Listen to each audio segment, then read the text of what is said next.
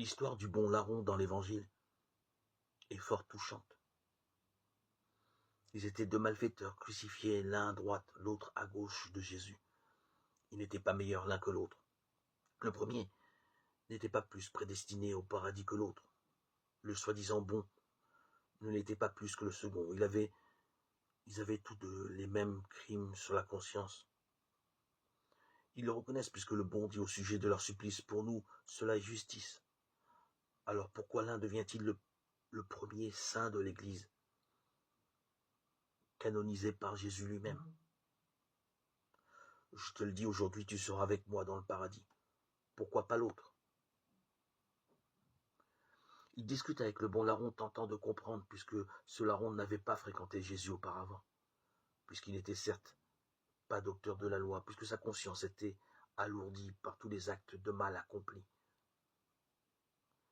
Et dans la bouche du larron, il y a cette parole que tout homme accablé par la culpabilité et le péché devrait entendre. Il a posé son regard sur moi, et dans ce regard, j'ai tout compris.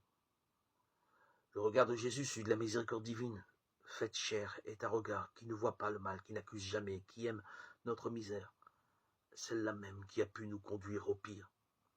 Ce regard qui nous livre le contenu du cœur de Dieu, nous réconcilie avec nous-mêmes et avec lui.